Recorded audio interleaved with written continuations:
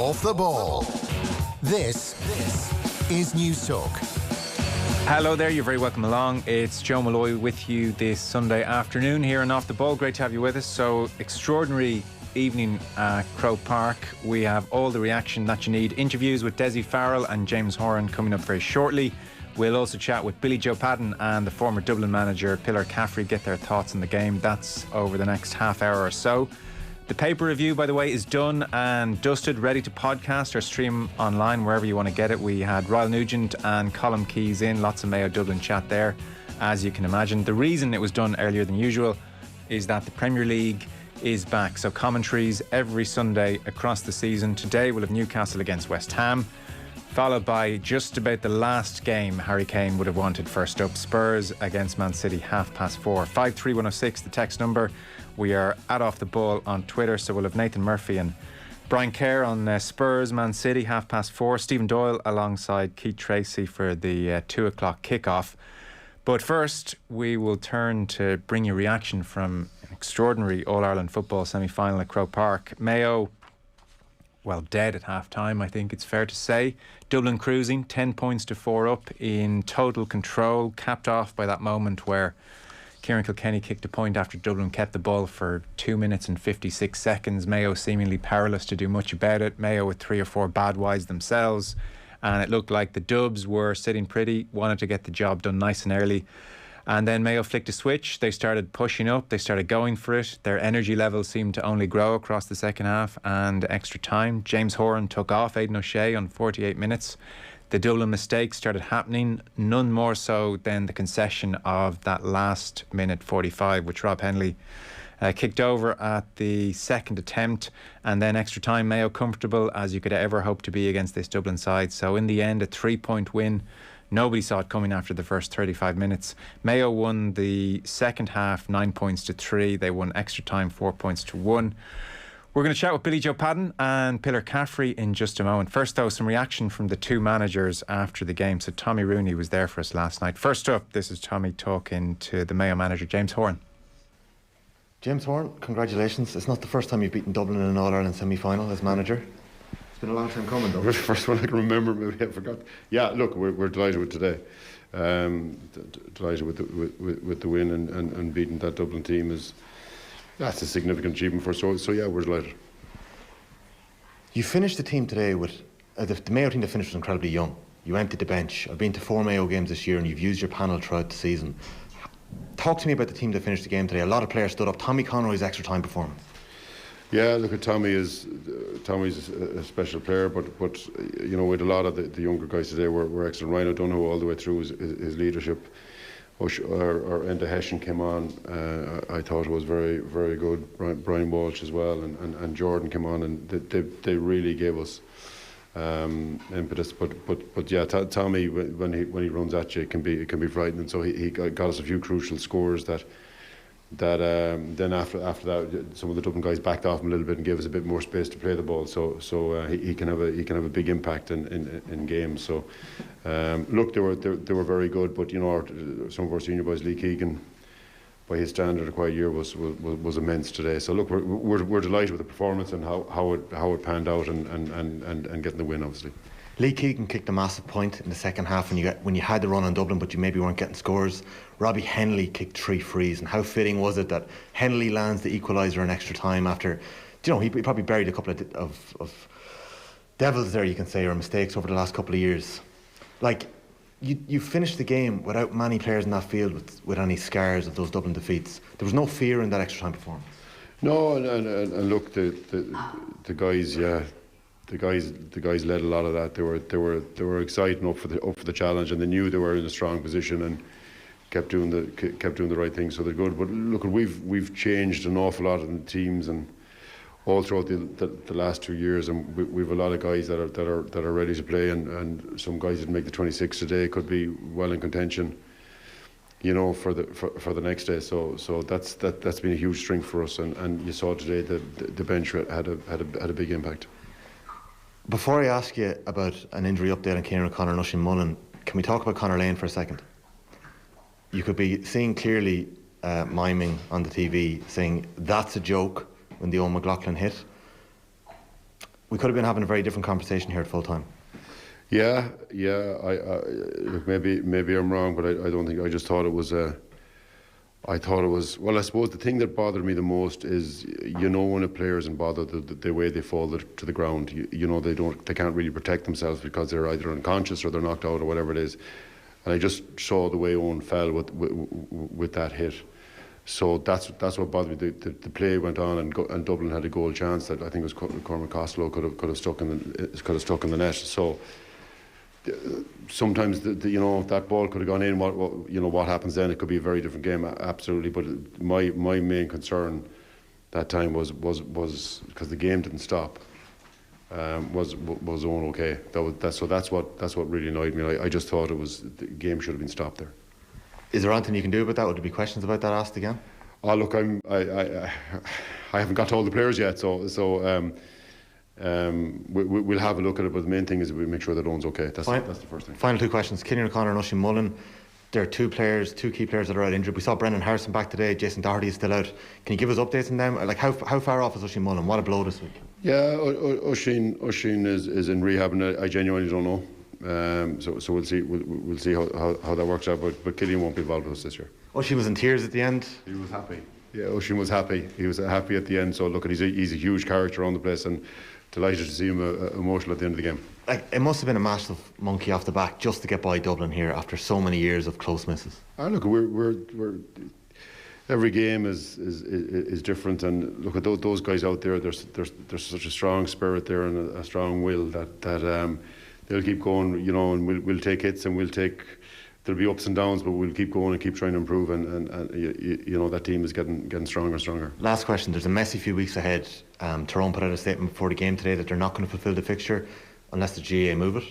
How much is that going to impact your prep for the next few weeks?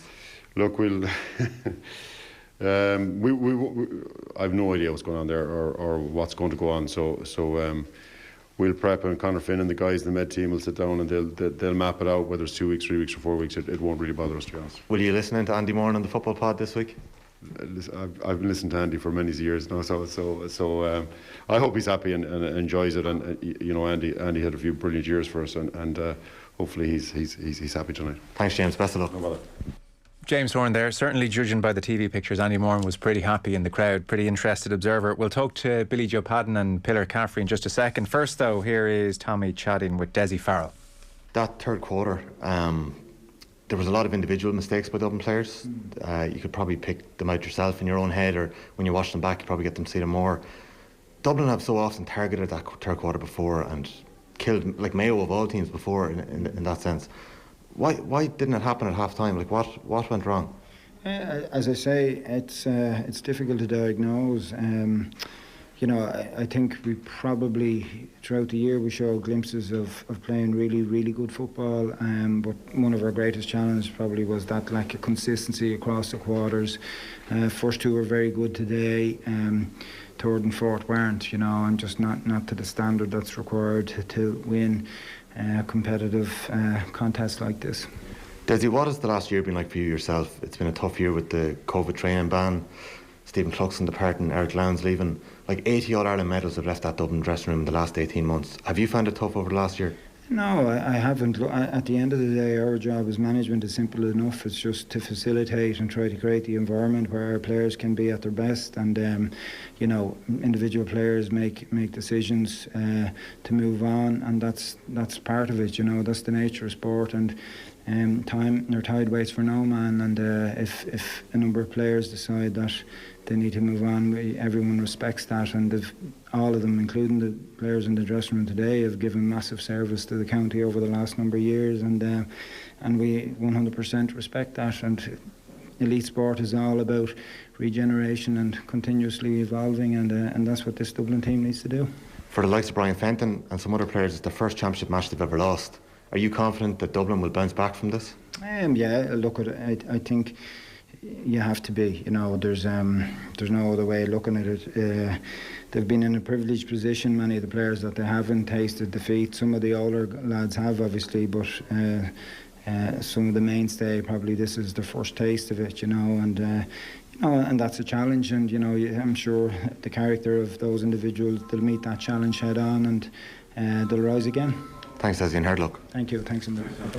There you are. That was the view of Dessie Farrell at full time, speaking to Tommy Rooney. Very happy to say we have Billy Joe Padden with us and Paul Pillar Caffrey as well. So ends, Pillar, the longest running championship winning run in history. 45 matches in total, 6 straight All-Irelands. We will have new All-Ireland winners for the first time since 2014. You take this game as the first 35 minutes and the subsequent 55 minutes. The first 35, it looked ominous. If anything, it was an anticlimax. Yeah, look, bonkers is how I was describing it afterwards. It was, Mayo's first half was shockingly poor.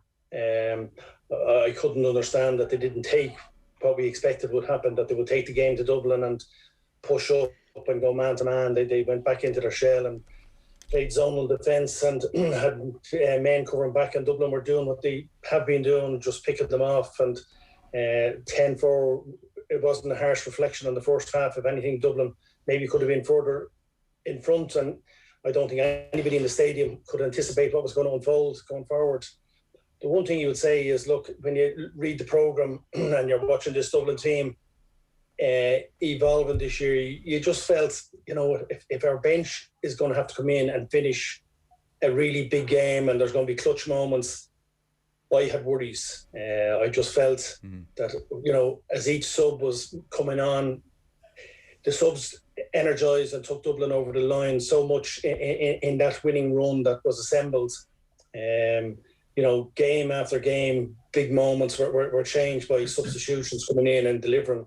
And looking at the lack of experience and maybe the lack of depth in real quality on Dublin's bench, I just felt that, look, if this goes down to the wire, and as happened, like Johnny Cooper and Owen Murchan and these guys happen to come off, it really hurt Dublin's level of performance. And that doesn't take anything away from Mayo. There was obviously something clicked in them, and it was a brave decision by James Horan to take off Aidan O'Shea, and they actually went on and played much better with Aidan on the sideline. Some of the football they played and some of the long-range points that they kicked were absolutely phenomenal.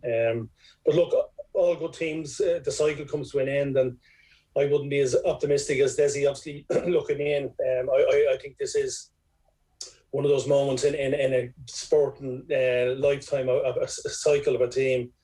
For me, that Dublin have given so much pleasure to Dublin supporters. The ride that the capital has been on for maybe the last 10 years has been phenomenal, and I think there'll be a lot of changes. I think a lot of senior fellas will have a serious think about the commitment levels that they've given, and I think you'll have 4 or 5 from that listed group yesterday stepping away. And I think there could even be 1 or 2 other guys who will say, you know what, I need a break from my own personal life. Yeah, no doubt it's full-on commitment for them. James Horan, Billy Joe said, we were probably tentative in the first 15-20 minutes, whether we should push forward or hold a little bit. We got caught in that maybe.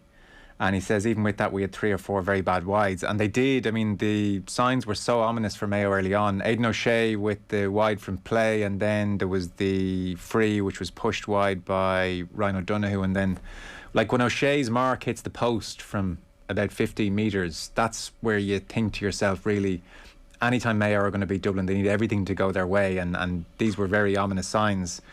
It really was extraordinary what happened in that second half and beyond. And as Pillar says, off the Dublin bench contributed a single point. Contrast that with the All-Ireland final December, where Mannion and Howard come off the bench and really settled the game. This was a very different Dublin we saw yesterday. Yeah, I think the quality of player they had to come off the bench in the All-Ireland final last year, with Mannion and Howard, the abilities they have. But I think from Mayo's point of view, they got a whole lot of things wrong in the first half. I never like Aidan O'Shea playing on the full forward line. I don't think he's a good full forward. I think that obviously it didn't go well for him, and that affected his ability to contribute even for the 6 or 7 minutes in the second half he played out the field. And it was going to be very hard for him to recover his confidence to be effective. I think they tried to put pressure on Evan Comfort in the first half, but just weren't able to do it. And Comfort looked really comfortable. He hit some great kickouts over the Mayo press out to areas under the Hogan stand and put Dublin on quick counterattacks. And Dublin were precise in their play. They seemed to be creating scoring chances at will. And it was really a struggle for Mayo. If anything, when you look back at the positives for Mayo in that first half, was the fact that the full backline was able to hang in there well enough not to concede a goal. And I really think that long range free from Robbie Hindley and the point from Conor Loftus late in the first half were absolutely critical in just keeping Mayo in the game and giving them some confidence, something to draw on at half time. But really totally unplanned first half, when you consider that they would have wanted to put Dublin under severe pressure. They had to make a tactical substitution to take off McHale and bring on Hession in the first half. They wouldn't have wanted to do that. But again, I think that James Horan obviously got the right message across at half time. There was obviously a lot more in them in terms of the energy levels they could bring and the intensity, and you saw that in the second half. And even though it took a long time for it to play out, I think it was nearly as surprising at the early stages of the second half at how passive Dublin were, and maybe they were thinking that the only way Mayo could get back into the game was through goals, and they could seem to drop so deep. The whole of the Dublin team were like inside their own 65, and I think the key moment, the turning point for me in the game, wasn't so much Aidan O'Shea coming off. It happened before that. Was Lee Keegan, I thought, was just monumental. And those early stages in the second half, Dublin were so deep that Conor O'Callaghan was out around the middle of the field, and Lee Keegan just followed him out there. The first long range free that Robbie Hindley got in the second half was for a third man tackle, a pull by Conor O'Callaghan on Lee Keegan, and then the next passage of play was completely bizarre, where Dublin have the ball in the right corner forward position. Scully hits an outside of the outside the boot ball into the centre half forward position to a 3-on-1 situation against Dublin, which you never ever see Dublin do. And it goes down the other end, and who's there to finish it off? Lee Keegan. And that just kind of created a bit of momentum for Mayo. But even for long periods that second half, they didn't play well. There was wides from Carr, there was wides from McLaughlin. Not a whole lot of quality in the Mayo performance, but a whole load of grit. Yeah, I mean, Dublin's conversion rate in the second half and extra time dropped to 28%. Like, Pillar, I don't know the last time Dublin had a 28% conversion rate, but it's not for a very, very long time. Like, that was just extraordinary. And like Billy Joe mentions that memorable moment of Scully, like, geez, I mean, there's playing keep ball and there's playing keep ball, like that moment of madness. And that's not to mention the gift of the 45 for Mayo as Dublin tried to play keep ball again. It was almost like they were playing off memory a little bit, or like doing what, like this sort of works for us in the past, we'll stick to it. Like something with Dublin just went badly wrong. Yeah, and it wasn't so much, that last 60 minutes will be remembered as what Dublin were about. I think Dublin were in a pale shadow of themselves all year. I'm not saying this was being predicted in terms of this performance, because I agree with Billy. Like, Mayo didn't come and play a masterclass game, and we didn't see a classic game of football yesterday by any shape. I thought Mayo for long periods were still very ordinary. I didn't think that up front that they actually kicked on, but that's not the Dublin that we've come to know and recognise over the last number of years. That this year's the performance levels had dropped significantly, worryingly so. And you just knew in terms of the personnel that Dessie was given game time to the next generation, you might say, of players coming through. In Dublin here, we would feel that, the leakage that they've had in terms of squad members over the last 2 seasons has been immense. And even, like the Paul Mannion situation, the Stephen Cluxon situation, like they were left unresolved in a lot of supporters' minds and heads. And, I know Dessie throws out the line that every player has to make their own decision, but it doesn't sit well when you hear that Paul Mannion scored 2-4 in a league game for Kilmacud Crokes last week. He played a challenge game against my own club a couple of weeks ago and scored 10 points. You think, like, hang on, if a guy is taking a break from football and has gone travelling, you totally understand that. But for a guy to step back from Dublin and still be contributing to them high standards with Kilmacud Crokes here a week before an All-Ireland semi-final, you're saying, I would have preferred Dublin to go out with everybody there with their boots on, their shields held high, and thinking, that's the Dublin that we came to love and know over the last 10 years. Of course, change is necessary and change happens, but the Cluxon situation for a lot of people was left unresolved in our eyes.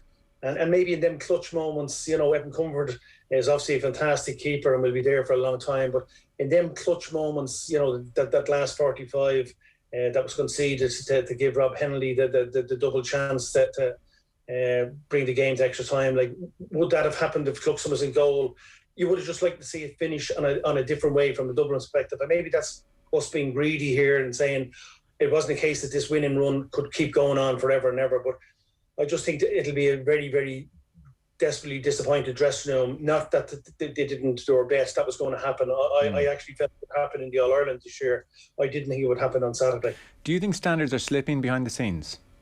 I would have no doubt that you don't lose them, the guys that they've lost. Even like Kevin McMenamin, taking his life choice this year and saying, yeah, look, his job is in the back room with the Irish boxing team. But he was a huge loss to that dressing room. He adds an awful lot more than just minutes on the field and the quality that he brought to the Dublin team. He would have huge leadership.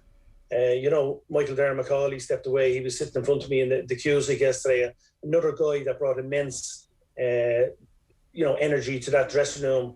And when dressing rooms change like that and the slippage starts happening, standards no doubt did drop in some shape or form. And the other thing, look, and it's the same for every county, but you talk to club players or you talk to county players, there hasn't been as much fun and enjoyment for any of them playing through this COVID for the last 2 seasons.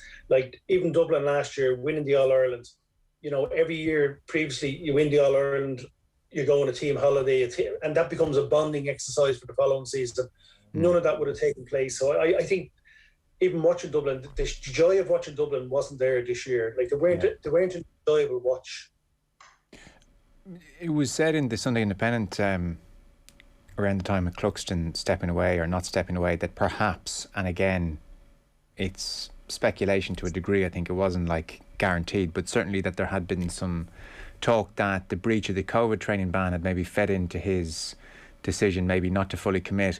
Whatever about Cluxton specifically, has that been problematic, do you know, Pillar, for the Dublin camp, the decision to train against the rules, or is that just more of a media thing that we're looking at now? Yeah, look, there's no doubt it won't be thrown out as an excuse because they were well bet yesterday. Yeah. But, for the run, the 45 championship unbeaten 6 seasons or 7 seasons come to an end the way it is, the only bit of regret that you would have in terms of looking in is, was that the best available team for Dublin? And you would say that, look, with guys stepping away and that's their own decisions or whatever, but I would have presumed that everybody would hang tight together. And when the defeat came, 6 or 7 would have retired. And I didn't think there would have been slippage between last year and this year in terms of guys. I think the Paul Mannion one, Stephen Cluxton is his own man and always has been, like that in terms of, but there obviously was some disagreement because Dessie couldn't give a definitive answer at any stage. The players were sort of, any interviews they were doing, they were all giving the standard line out that he was still available or he might be coming back or whatever. So it was causing an unnecessary uneasiness about the whole camp. And you just, when that sort of thing happens, of course there's a different atmosphere around the place. Fellas are wondering, well, is he coming back or is he not coming back?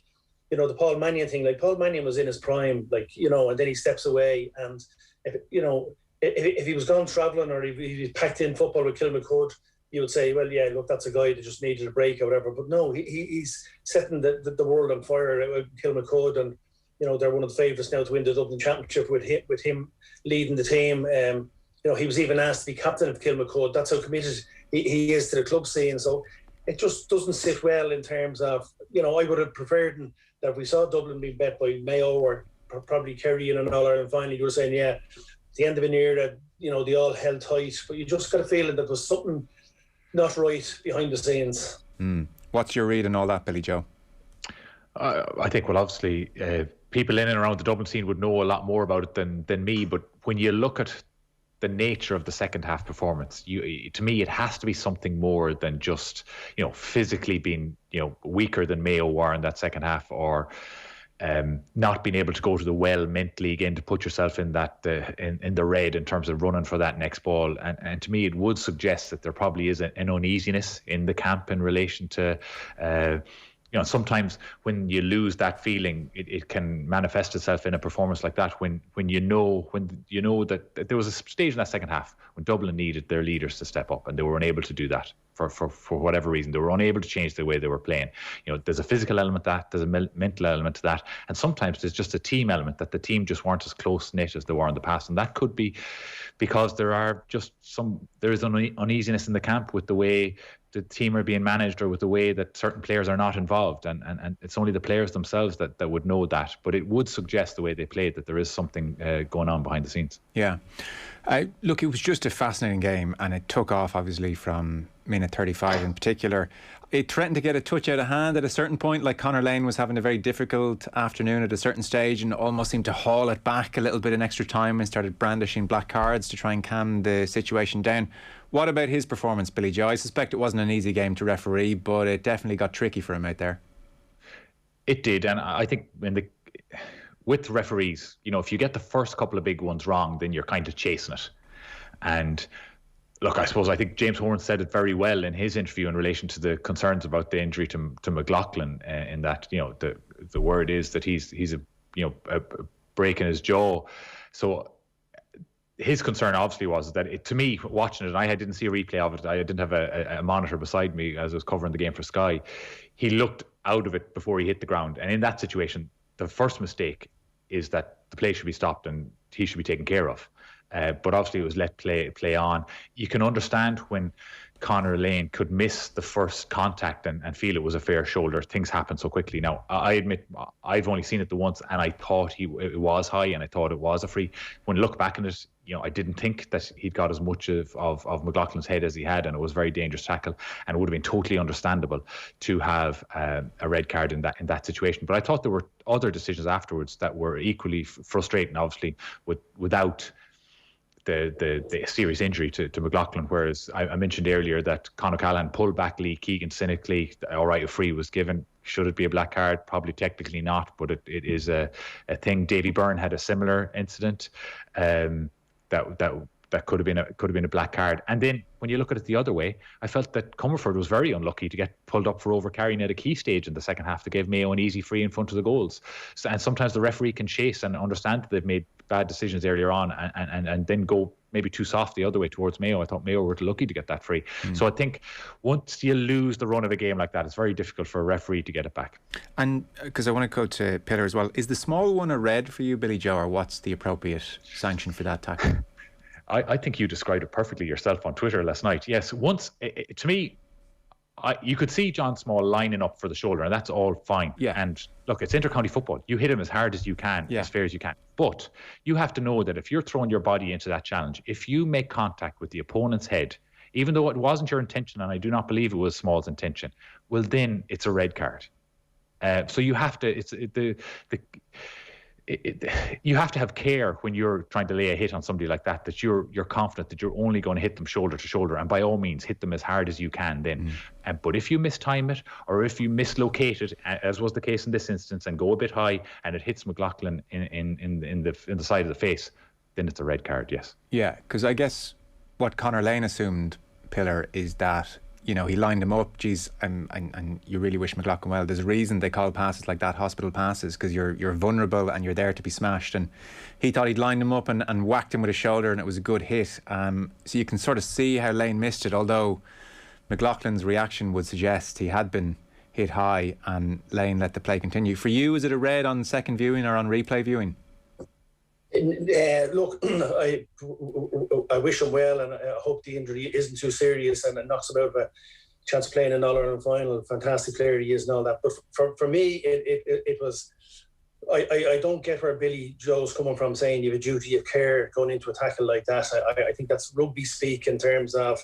I think, look, the hit was on in terms of John Small making contact. I think he went in very hard and very physical with his shoulder.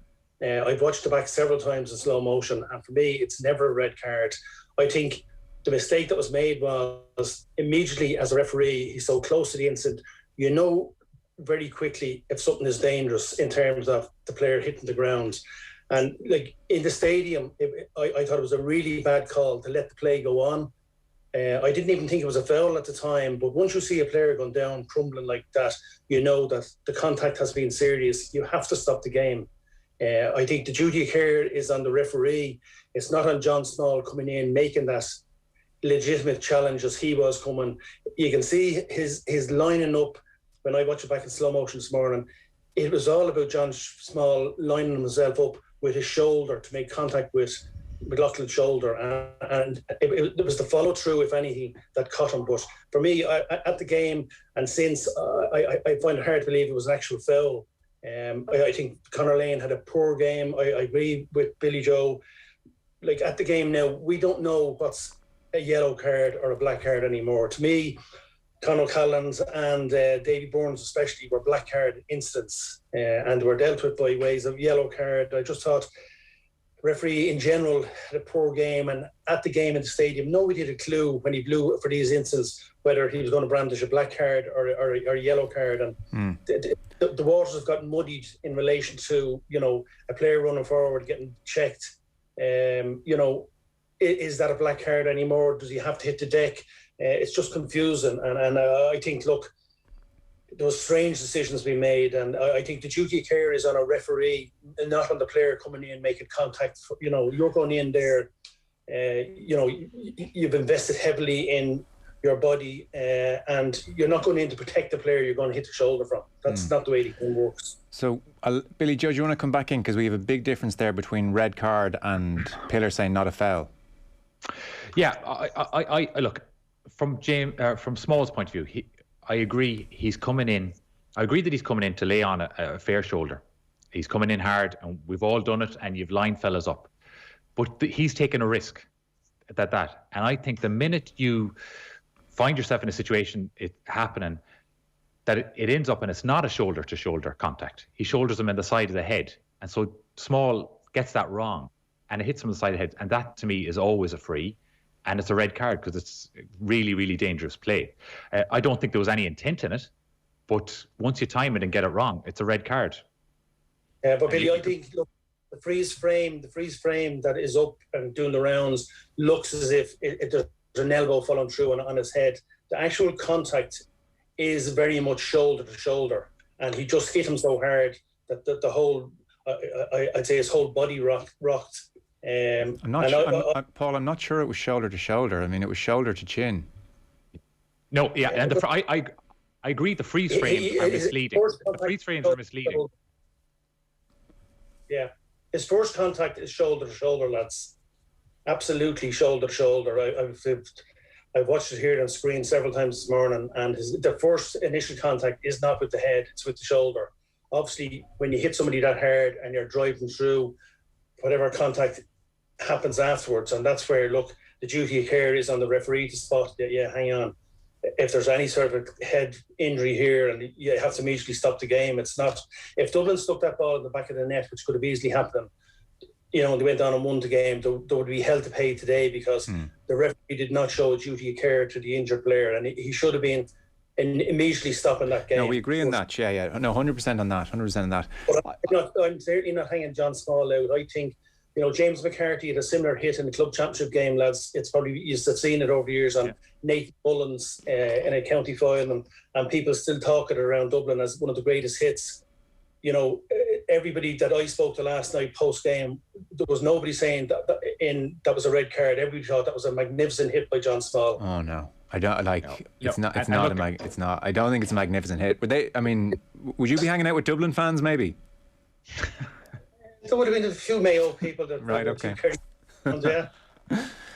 They're all blue jersey, but no. Look, I'm certainly not going hanging John Small out for that hit, lads, and I don't think. There's no intent. No one's hanging him out for intent, for sure. No one is. No, and I think, like, he's lining up a fair shoulder. Yeah. But he gets it wrong. He mistimes it. He makes contact with his head. That's the risk you take when you're putting on a hit like that. And I suppose that's the key difference between my interpretation of it. Fair enough. Yeah. We can agree to differ on that. I mean, that's the nature of debate. Yeah. One other one though, Paul, was who was it that dragged Mayo player back off the ball and he was given a yellow? Davy Bourne, was it? Now, is that not the definition of the black card? Dragged him down, cynical, knows what he's doing, and like Conor Lane somehow got the rationale that was a yellow. That one made no sense. And look, lads, Maurice Deegan was on the sideline at the Cusack stand where I was. I don't know who was on the sideline. Like, you have seasoned officials who are in your ear telling you, like, I cannot believe that was not given as a black card. Like, you'd be fuming if you're there watching the match, and this is a cynical play. It happened in front. If the referee didn't actually catch it, which he didn't, you're dependent on your linesman to feed you the information and say, yes, look, definite black card. How it can be a yellow card is beyond me. Like,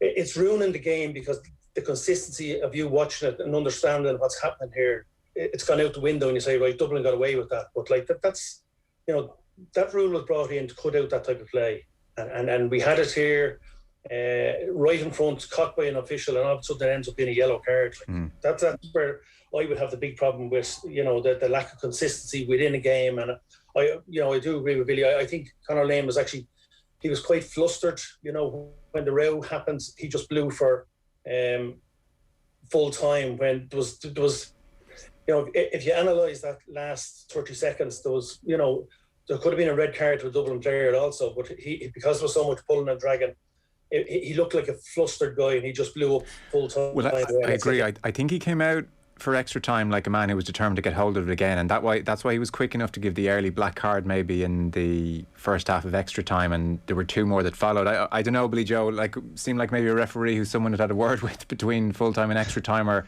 he got a sense that things had really got away from him then.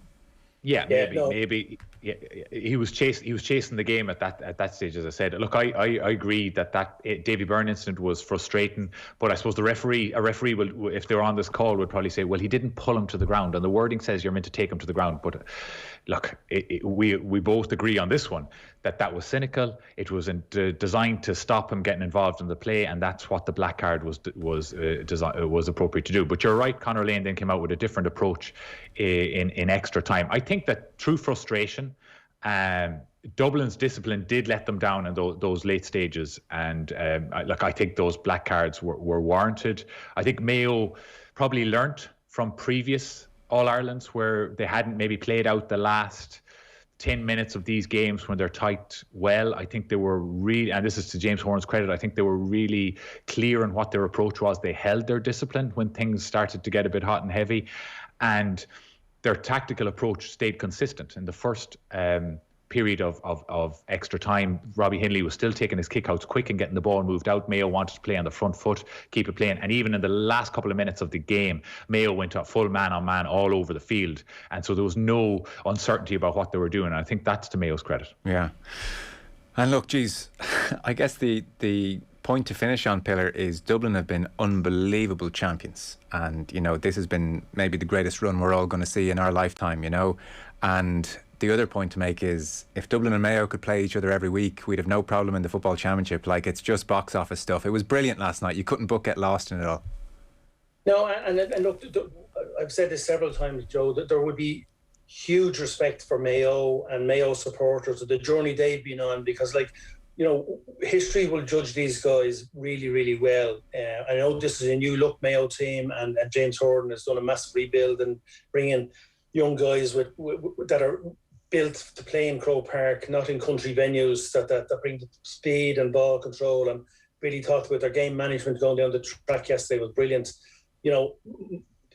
Dublin have brought so much joy to it, but you'd have to say it's good for the game. There's going to be new champions. I think when it finished, it probably always was going to finish ugly from a Dublin perspective. That look, Dessie has a massive rebuilding job to do. We're getting very little through from them under 20 teams that have contested All Ireland the last couple of years. Our minors well bet this year by Meath in Leinster. So it's not a case of the garden is very rosy here in Dublin. I think we've enjoyed a phenomenal twist out of these guys since Pat Gilroy's 2011 team to last year. I think it's been a hard watch, Dublin, this year. It's been a struggle for them. A lot of the joy seems to be gone out of their play. Maybe a rest and a rethink. But I would think that, look, it might be a while before you see Dublin back contesting an All-Ireland final. Yeah, be interesting. Billy Joe, I suspect we'll be talking to you in the meantime before an All-Ireland final, so loads to preview then. Paul, Pillar Caffrey and Billy Joe Padden, thanks so much, fellas. Thanks, Joe. Cheers. Off the ball on News Talk.